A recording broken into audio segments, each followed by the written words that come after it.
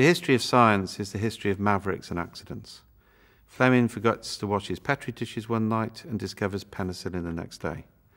Somebody has an idea, they challenge the establishment, they're a maverick, they're ignored for a long period of time until their ideas are finally accepted.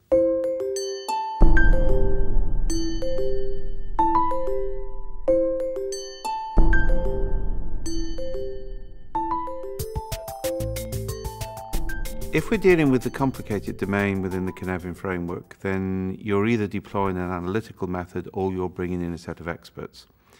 And experts are very good when things are complicated, but actually they're very bad when they're complex.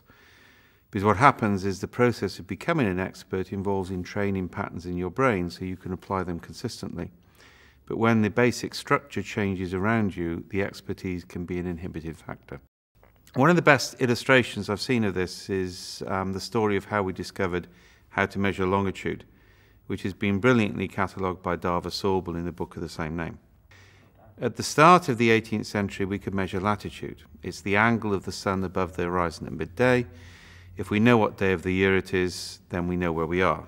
The secret of that was discovered many thousand years ago, either by the ancient Chinese mariners or by the Welsh when we discovered America. We can actually prove that. There is a tribe in Florida whose language can be traced back to Welsh, and we're prepared to take responsibility for the discovery, but not for what happened afterwards.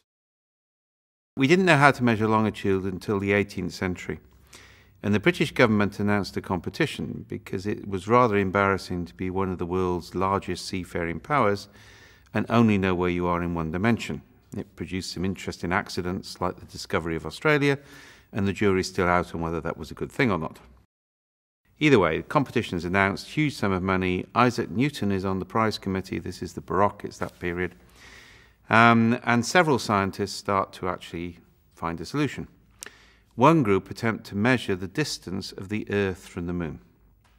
Because if you can accurately measure the distance of the Earth from the Moon and you know what day of the year it is, then you can measure longitude. That's classic expert innovation. You take something which already works in one field, you apply it in a similar way. We measure latitude by measurement in a calendar, so longitude will be the same thing. And then the more enterprising group took dogs, well, more specifically, two twin dogs born in the same litter. And the idea was, as you may know, that people in those times thought that twins felt pleasure and pain at the same time. They had some sort of hidden means of communication. So the idea was you send a whole bunch of ships out from London, each of them has got a dog on it, and each of those dogs' twins is kept in London. 3 days hence, at midday in London, we cause pain to the dog. This was done either by breaking a limb or stabbing it with a dagger, and the average dog lasted for 7.4 experiments. They were good scientists, so they kept records. And the idea is very simple, that when you stab the dog in London, its twin will howl with pain on the ship.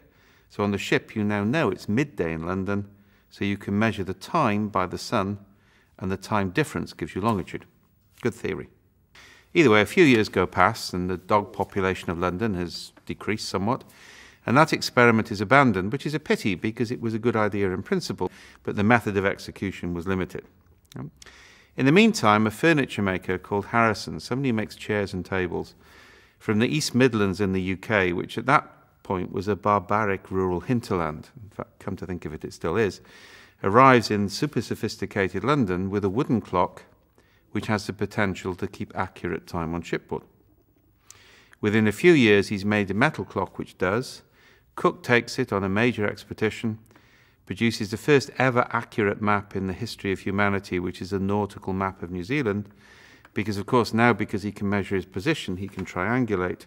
And he comes back, several years later, the clock has still kept accurate time. So we have a scientifically valid theory, time difference.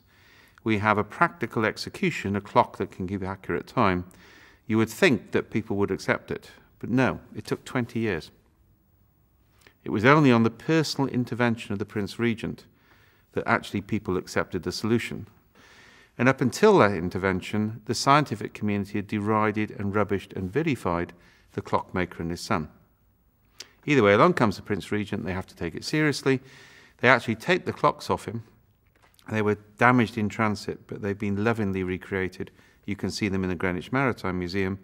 but they claim most of the success for themselves and only a small amount of the reward went to the clockmaker. This is the basic problem at any stage where you're using experts. If you're in the complicated domain, it's fine. If you're in the complex domain, the longitude problem applies. The existing experts will continue to apply the pattern of their previous knowledge when actually the whole knowledge base is changing. So at the very least you need to do is to bring in competing expertise and not assume that what worked in the past will work in the future.